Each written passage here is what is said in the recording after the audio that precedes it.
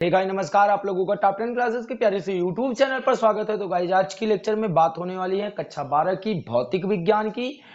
वो भी आज की टॉपिक रहने वाली है चुंबकीय द्विध्रुव के कारण निरक्षीय स्थिति पर चुंबकीय क्षेत्र की तीव्रता क्या होती है, उसके लिए हम लोग व्यंजक प्राप्त करने वाले हैं। गाइस यदि आप चैनल पर नए आए होंगे तो चैनल को सब्सक्राइब जरूर कर लीजिएगा और दोस्तों के साथ वीडियो को शेयर करना मत भूलिएगा और वीडियो पसंद आए तो वीडियो को लाइक कर दीजिएगा। और यदि वीडियो के दौरान यदि लेक्चर के दौरान यदि आपको कोई भी डाउट रह जाता है तो कमेंट बॉक्स में कमेंट जरूर कीजिएगा। तो चलिए लेक्चर को स्टार्ट कर लेते हैं। भाई लेक्चर क्या है आपका, यही है चुंबकीय द्विध्रुव के कारण निरक्षीय स्थिति पर चुंबकीय क्षेत्र की तीव्रता। इससे पहले वाले वीडियो में हम लोगों ने अक्षीय स्थिति पर चुंबकीय क्षेत्र की तीव्रता का व्यंजक हम लोगों ने प्राप्त किया है। यदि आपने वो वीडियो नहीं देखा है तो उस वीडियो को जाके जरूर देखिएगा। फिर इस वीडियो की बात में हम लोग करते हैं। आइए ध्यान से समझते हैं। सबसे पहले हम लोग क्या बनाने वाले जानते हो, मैग्नेटिक डाइपोल बनाने वाले था, चुंबकीय द्विध्रुव बनाने वाले। और चुंबकीय द्विध्रुव क्या होता है ये भी आपको बताया गया है। ठीक, तो ध्यान से समझिएगा।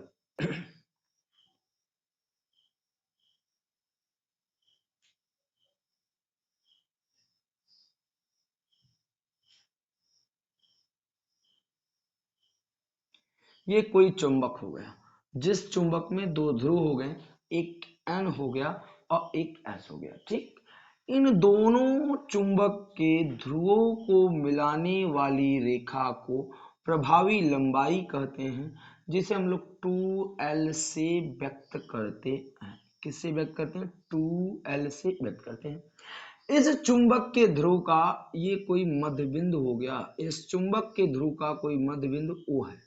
इतनी बातें समझ में आ रही। माना कोई एक चुंबक है जिसका ध्रुव N और S है, जिसका प्रभावी लंबाई 2L है और इसका मध्य बिंदु O है। अब बात आ रही है कि इसके निरक्षीय स्थिति। तो निरक्षीय स्थिति क्या होता है? निरक्षीय स्थिति होता है गाइस, चुंबक के दोनों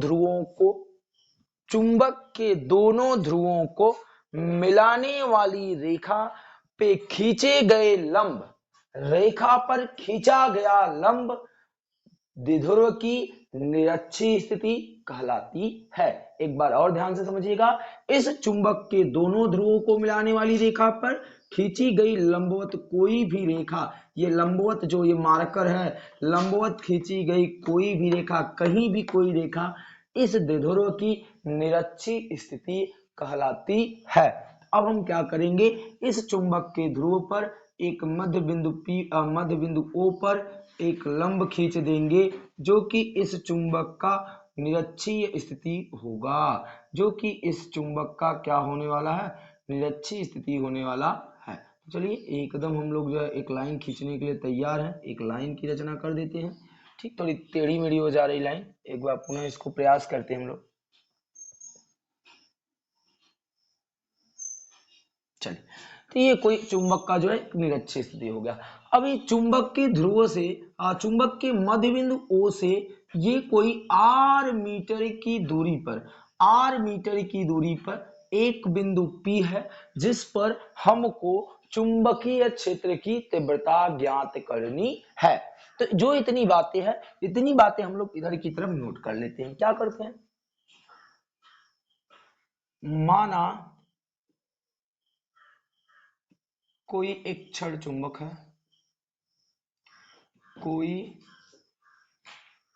माना कोई एक क्षण चुंबक है। क्या है? माना कोई एक क्षण चुंबक है जिसकी प्रभावी लंबाई 2L है, जिसकी प्रभावी लंबाई क्या गाइस? जिसकी प्रभावी लंबाई 2L है। क्या है? प्रभावी लंबाई जो है वो कितना है? 2L है। जिसकी प्रभावी लंबाई कितना है? 2L है। ठीक, ध्यान से समझिएगा। और इसका जिसके मध्य बिंदु O से स्थित, जिसके मध्य बिंदु क्या? जिसके मध्य बिंदु, ध्यान दीजिएगा, जिसके मध्य बिंदु O से r मीटर की दूरी पर, मध्य बिंदु O से r मीटर की दूरी पर, r मीटर की दूरी पर एक बिंदु P है। क्या है? एक बिंदु P है जिस पर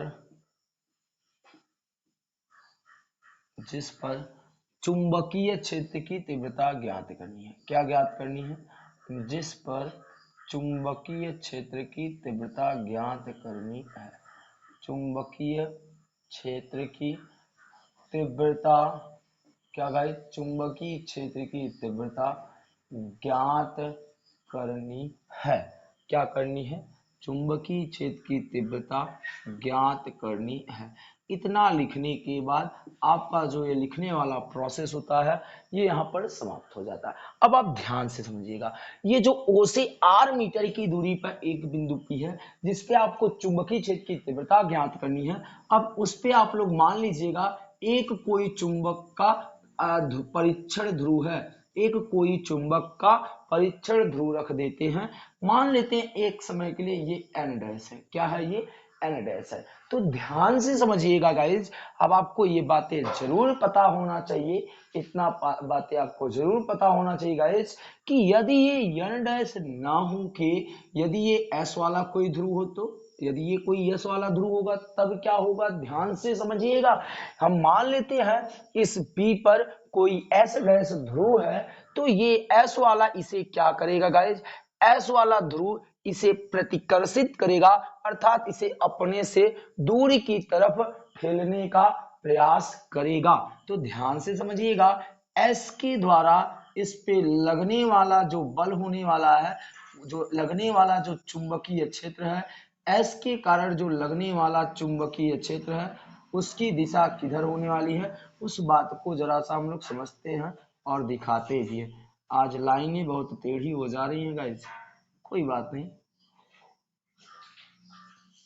आपको ये समझना होगा। ये देखिए ये ठीक, तो S के कारण जो S वाला ये ध्रुव है, S ध्रुव के कारण इस पे जो लगने वाले चुंबकीय क्षेत्र B की चुंबकीय क्षेत्र की जो दिशा है वो हम लोग दिखाने वाले हैं।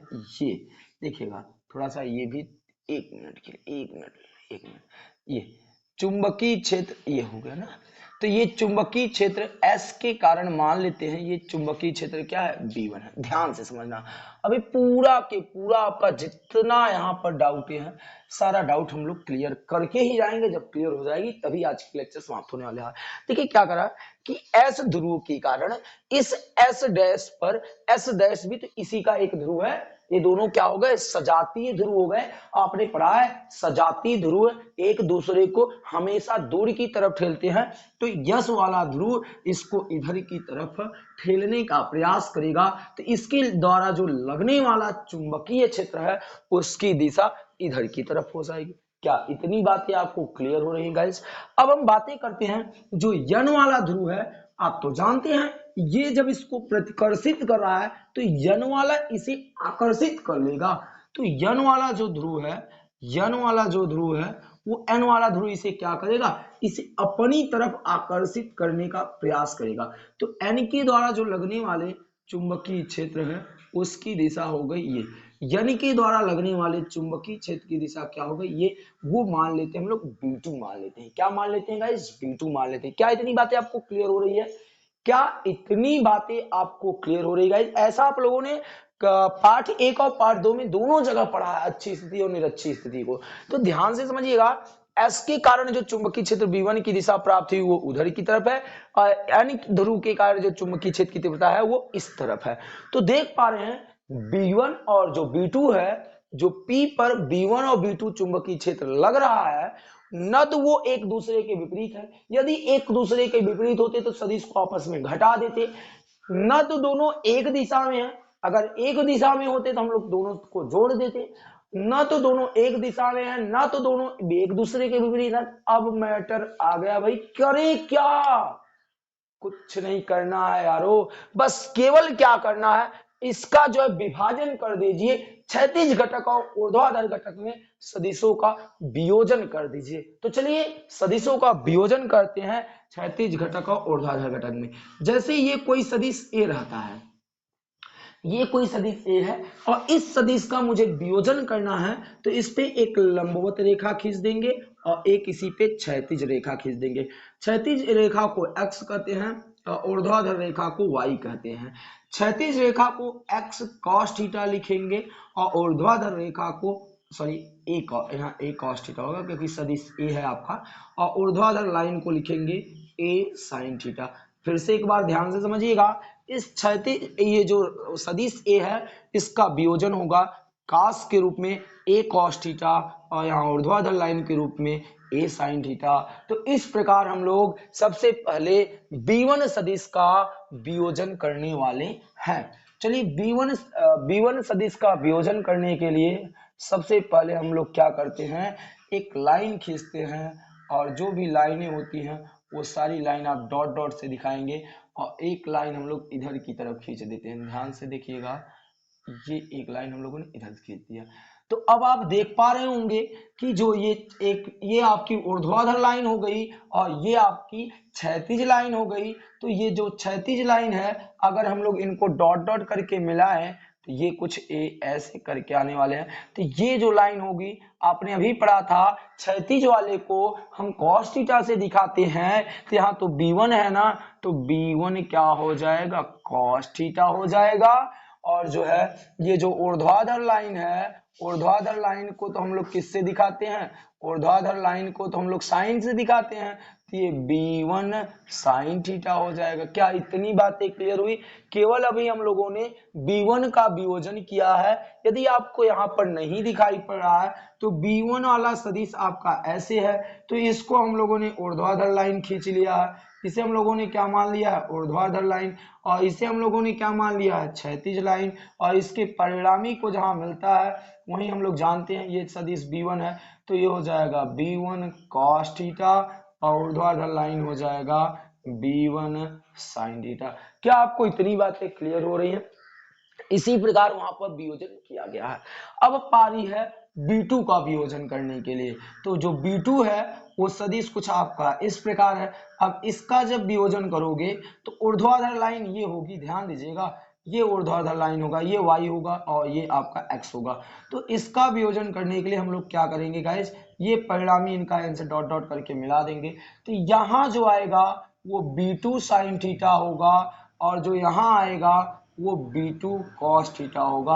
एक बार पुनः जरूर समझिएगा गाइस, ये जो आपका सदिश B2 है, ये देखिए सदिश B2 की दिशा नीचे की तरफ है, तो इसका वियोजन इस प्रकार करेंगे। इसके लिए जो ऊर्ध्वाधर लाइन है वो ऊर्ध्वाधर लाइन यही वाली लाइन करने वाली है गाइस, ध्यान से समझिएगा, ये वाली लाइन। तो ध्यान से यहाँ देखिएगा, उसके बाद जो क्षैतिज लाइन है वो क्षैतिज लाइन यही ये वाला लाइन काम करने वाला क्षैतिज का काम। तो ध्यान से इसके परिणामी को आप मिलाओगे तो यहाँ आके मिलेगा, और ये ऊर्ध्वाधर लाइन है तो ये B2 क्या हो जाएगा, साइन थीटा हो जाएगा। और ये जो क्षैतिज लाइन है इसके परिणामी को मिलाओगे तो ये ऐसे डॉट डॉट करके लेके आओगे, ऐसे मिला दोगे, तो यहाँ पर दोनों सदिश एक ही दिशा में प्राप्त हो जाएंगी, B1 cos थीटा और B2 cos theta, B1 cos theta और B2 cos थीटा। एक बार आपको कैमरे को जूम करके यहाँ पर दिखा दिया जा रहा है, देखिए ये B1 cos थीटा है, ये B2 cos थीटा है, दोनों एक ही दिशा में हो गए हैं। और ये जो B1 sin थीटा और B2 sin थीटा का परिमाण आपस में बराबर है, परंतु दिशाएं एक दूसरे की क्या है, विपरीत है। तो जो दो सदिश यदि उनके परिमाण आपस में बराबर होता है और दिशाएं विपरीत होती हैं तो वो दोनों सदिश एक दूसरे को निरस्त कर देती हैं। यदि आपको इतनी बातें समझ में आ रही होंगी तो चलते हैं हम लोग डेरिवेशन की तरफ, इसको हल करते हैं, इसके लिए व्यंजक प्राप्त करते हैं। उससे पहले गाइस यदि आपको पता होगा इसका मध्य बिंदु O है तो ये दूरी बट जाएगी, L दूरी यहां से यहां तक हो जाएगी और L दूरी यहां से लेके यहां तक हो जाएगी। क्या इतना बातें क्लियर हो रही हैं? चलिए बहुत बढ़िया। यदि आपको ये भी पता होगा गाइस, यदि यहाँ आपने देखा ये यहाँ से लेके यहाँ भी 90 अंश का कोण बन रहा, यहाँ भी 90 अंश का कोण बन रहा, आसानी से आप देख सकते हैं। तो पता होगा ना पाइथागोरस प्रमेय, पाइथागोरस प्रमेय से जो कर्ण वाली भुजा होती है वो लंब का वर्ग और आधार के वर्ग के बराबर होता है, अर्थात ये वाली जो भुजा होगी वो R square plus L square के बराबर होगी। वैसे ही सेम टू सेम डिट्टो वाला ये भी भुजा हो जाएगी आर स्क्वायर प्लस क्या हो जाएगा एल स्क्वायर। एक बार फिर से नोट कर लेते हैं, ध्यान देना यहाँ पर ये जो कर्ण वाली भुजा है ये लंब के वर्ग और आधार के वर्ग के बराबर हो जाएगा, और ये भी लंब के वर्ग और आधार के वर्ग के बराबर हो जाएगा। यदि आपको वो बातें इतनी समझ में आई होगी तो अब हम लोग जो है इधर की तरफ डेरिवेशन करने के लिए तैयार हैं। आ जाओ, रड़ में उतरने के लिए तैयार हैं।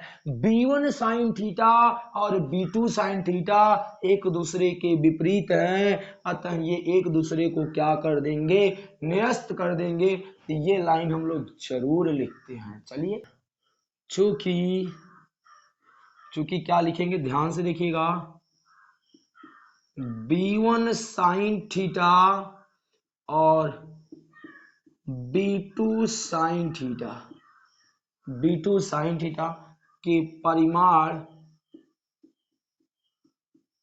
समान है,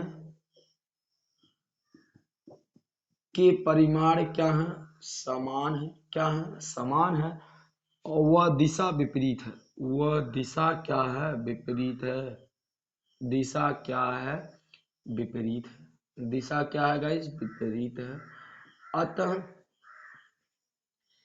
अतः ये एक दूसरे को, अतः ये एक दूसरे को निरस्त कर देंगे, एक दूसरे को क्या कर देंगे, निरस्त कर देंगे, एक दूसरे को निरस्त कर देंगे। क्या इतनी बातें आपको दिक्कत कोई समझ में आया? चलिए अब बातें करते हैं कि इतना तो निरस्त हो गए, अब हमारे पास बचा क्या है, जो P पर परिणामी विद्युत चुंबकीय क्षेत्र की तीव्रता है वो दोनों एक ही दिशा में है, अतः P पर परिणामी चुंबकीय क्षेत्र की तीव्रता अब क्या हो जाने वाली है, जुड़ जाने वाली है। तो इस बात को ध्यान देना, अभी लास्ट में हम लोग उपयोग करेंगे। अब निकालेंगे चुंबक के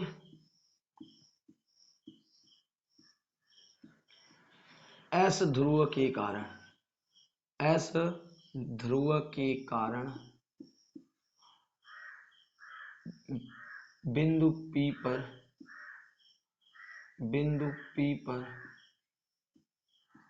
उत्पन्न चुंबकीय क्षेत्र, बिंदु P पर उत्पन्न चुंबकीय क्षेत्र, क्या, उत्पन्न चुंबकीय क्षेत्र।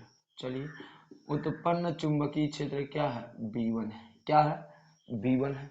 अब चुंबकीय क्षेत्र का फार्मूला हम लोगों ने पिछले वाले वीडियो में देखा था, क्या होता है, यहाँ भी लिख दे रहे हैं। ये भाई आज का तो हीरो रहने वाला है, एकदम समझ लीजिएगा। B बराबर होता है μ0/4 m बटे क्या होता है, स्मॉल m है, ध्यान देना, m बटे क्या हो जाता है, आर स्क्वायर। वही फार्मूला का उपयोग करने वाले हैं, तो ध्यान से समझिएगा। वो है क्षण चुंबक के एक ध्रुव के कारण किसी भी बिंदु पर जो चुंबकीय क्षेत्र की तीव्रता होती है उसका व्यंजक होता है। तो क्या हो जाएगा, बोलो जरा सा, हो जाएगा μ0/4, फिर m स्मॉल m है और बटे आर स्क्वायर, आर स्क्वायर यानी बीच की दूरी, और बीच की दूरी तो कौन है, PS है, तो SP का स्क्वायर। चलिए, SP साहब भी आ गए इसमें। अब B1 इक्वल टू लिखने वाले हैं μ0/4, फिर यहाँ पर आ गया स्मॉल m और बटे SP की वैल्यू है अंडर रूट में, कितनी है भाई, अंडर रूट में आर स्क्वायर प्लस कितना है, एल स्क्वायर का क्या कर देते, होल स्क्वायर। तो आपको पता है गाइस कि किसी भी संख्या के ऊपर यदि अंडर रूट लगा रहता है, किसी संख्या के ऊपर कड़ी लगी रहती है, तो उसका वर्ग किया जाए तो केवल कड़ी हट जाती है, तो यहां से कड़ी हट जाएगी क्योंकि हम लोग वर्ग कर रहे हैं। तो B1 इक्वल टू μ0/4 m बटे क्या मिल जाएगा, R square plus L square, समीकरण नंबर क्या आ गया, 1 आ गया। क्या यहां तक दिक्कत है? नहीं होनी चाहिए दिक्कत। अब इसी तरह B2 का भी मान हम लोग निकालेंगे। क्या निकालेंगे? इसी तरह B2 का मान निकालेंगे। तो चलिए देखते हैं, लिख लेते हैं डायरेक्ट। इसी तरह n ध्रुव के कारण, n ध्रुव के कारण उत्पन्न चुंबकीय क्षेत्र, उत्पन्न चुंबकीय क्षेत्र, ध्यान से समझिएगा, उत्पन्न क्या हो जाएगा, चुंबकीय क्षेत्र। क्या? चुंबकीय क्षेत्र। चलिए, उत्पन्न चुंबकीय क्षेत्र B2 बराबर हो जाएगा म्यू 0/4 पाई, क्या? म्यू 0/4 पाई m हो गया, और बटे आर स्क्वायर। तो बीच की दूरी तो इस बार SN है, या SN कह लीजिए या PN कह लीजिए। तो यहाँ PN का क्या हो जाएगा, स्क्वायर। तो चलिए PN की वैल्यू रखते हैं। तो देख पा रहे होंगे आपने चित्र में, आप देखिए वहां PN की जो वैल्यू है वो अंडर रूट में R square plus L square के बराबर है। तो PN की वैल्यू यहां रखते हैं। B2 इक्वल टू कितना है, म्यू 0/4 पाई, और m बटे PN के स्थान पे यदि हम रखते हैं अंडर रूट में R square plus L square का होल स्क्वायर। पता है गाइस कि यदि अंडर रूट लगा है और होल स्क्वायर लगाए हैं तो वर्क करेंगे, अंडर रूट हट जाएगा। तो B2 इक्वल टू मिल जाएगा म्यू 0/4 पाई m बटे R square plus L square, समीकरण नंबर कौन सा हो गया, 2। ये B1 का मान आया, ये B2 का मान आया। अब हम लोग P पर परिणामी चुंबकीय क्षेत्र की तीव्रता का व्यंजक प्राप्त करने वाले हैं। चलिए ध्यान से देखिएगा, ठीक, देखिएगा। P पर परिणामीय चुंबकीय क्षेत्र की तीव्रता, परिणामी चुंबकीय क्षेत्र की तीव्रता, ध्यान से देखिएगा, परिणामीय चुंबकीय क्षेत्र की तीव्रता। तो चलिए इसके लिए व्यंजक प्राप्त करते हैं। परिणामी चुंबकीय क्षेत्र की तीव्रता B बराबर हो जाएगा, ये दोनों एक दूसरे को निरस्त कर दिए हैं, बचा कौन है, B1 cos थीटा और प्लस B2 cos थीटा, दोनों एक ही दिशा में इसलिए जोड़ दिए गए। दोनों में cos थीटा क्या है, कॉमन है। यदि दोनों में cos थीटा कॉमन लोगे तो B1 प्लस क्या बच जाएगा, B2 बच जाएगा, और ये आ गया भी cos थीटा। ये आपका क्या आ गया, cos थीटा आ गया। अब ध्यान से अगर आप देख पा रहे होंगे तो यहाँ cos थीटा का वैल्यू हटाना है, यानी cos थीटा का वैल्यू निकाल के यहाँ रखना है बस। अब cos थीटा का मान कौन निकालेगा, हम निकालेंगे, आप निकालोगे, और कौन निकालेगा। उसके बाद ध्यान देना B1 और B2 का मान, B1 और B2 का मान समीकरण 1 और 2 से उठा के रख देने वाले हैं। तो चलिए रखते हैं, ध्यान से देखिएगा। समीकरण 1 में आपने B1 का मान निकाला है, देखिए, तो रखेंगे म्यू 0/4 पाई, फिर उसके बाद क्या होता है, m बटे R square plus L square, ये B1 की वैल्यू है। फिर उसके बाद B2 की वैल्यू क्या है, देखो B2 की वैल्यू है आपके पास म्यू 0/4 पाई, फिर उसके बाद कितना है, m बटे R square plus L square. देख पा रहे हैं आप लोग, इतनी बातें आपको समझ में आ रही। चलिए ध्यान से समझिएगा। अब इनटू क्या है, cos थीटा है, ये देखिए cos थीटा। अब cos थीटा का मान हम लोग हटाने वाले हैं। इधर देखो, अब इनको मिटा देना ना, इनका तो काम हो गया। तो दुनिया का रिवाज है कि भाई काम हुआ नहीं उठा के फेंक देते, पर आपको नहीं फेंकना है, ध्यान से इनको मूव करते हैं। अब हमको cos थीटा का मान ज्ञात करना है। तो कोई भी त्रिभुज पकड़ लो, चाहे POS, चाहे PON, चाहे POS, चाहे PON, दोनों त्रिभुजों में से किसी भी एक त्रिभुज को आप हल कर लो, आपको cos थीटा की वैल्यू मिल जाएगी, पक्का श्योर मिल जाएगा। तो चलो बात करते हैं त्रिभुज POS में। त्रिभुज POS में cos थीटा बराबर होता है, क्या होता है भाई, cos थीटा बराबर होता है आधार बटे कण। क्या होता है, आधार बटे कण। ये तो फार्मूला आप लोगों ने बिल्कुल पढ़ा होगा, आधार बटे क्या होता है, कण होता है। क्या होता है, आधार बटे क्या होता है गाइस, कण होता है। तो ध्यान से देखिएगा, इस त्रिभुज का जो आपने POS त्रिभुज लिया है, उस त्रिभुज का आधार आपका L है। कितना है, L है। एक लाइन और बढ़ाते हैं OS और कण आपका कितना है PS। चलिए अब बातें करते हैं। OS का मान आपको देखिए चित्र में दिखाई पड़ रहा है L है और PS का मान है अंडर रूट में R square plus L square. ये cos थीटा की वैल्यू आ गई। क्या ये वैल्यू उठा के हम यहाँ रख सकते हैं? तो cos थीटा की वैल्यू आपके पास है L बटे अंडर रूट में R स्क्वायर प्लस कितना है L स्क्वायर। क्या दिक्कत है किसी को भी? नहीं होना चाहिए। अब देखो आप म्यू 0/4 दोनों में कॉमन है तो कॉमन ले लेते हैं। तो म्यू 0/4 दोनों में कॉमन हो गया। अब बचा क्या है आपके पास? एम देखिएगा तो ध्यान से यदि आप देख पा रहे होंगे तो म्यू 0/4 कॉमन लेने के बाद इन दोनों का हर भी बराबर है तो अंश आपस में जुड़ जाएगा। एम जुड़ के 2m हो जाएगा और आर स्क्वायर प्लस कितना हो जाएगा एल स्क्वायर इंटू कितना एल बटे इसका कर्ली हटाते हैं।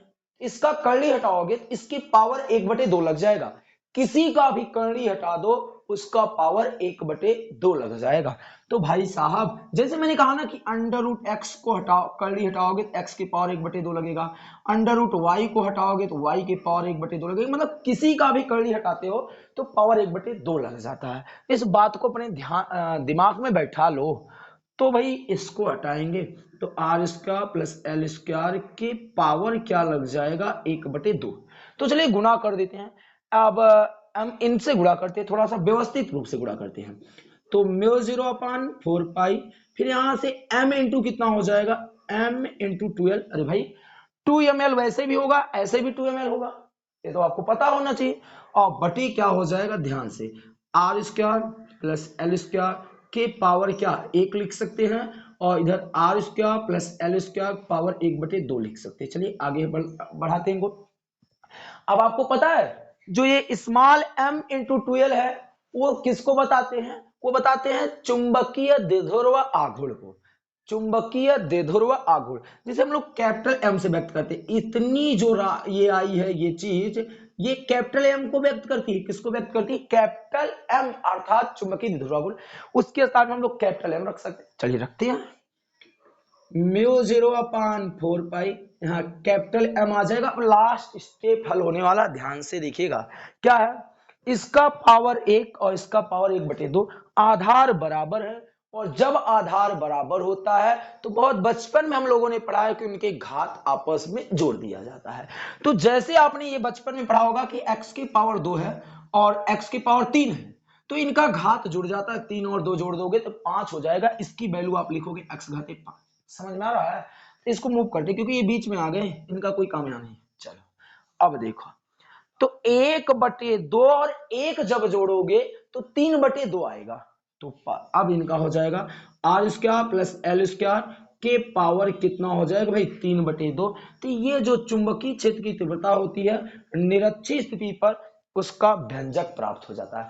पर वही एक लाइन और बचा है। इसकी विशेष स्थिति रख देते हैं। यदि बड़े से मकान के सामने बड़ी सी संख्या के सामने एक छोटी सी संख्या रख दिया जाए तो उसका कोई वैल्यू नहीं होता। तो हम यहां वहीं पर करेंगे। अब देखो जो आर दूरी है ये जो आर दूरी है वो एल की तुलना में काफी बड़ी है।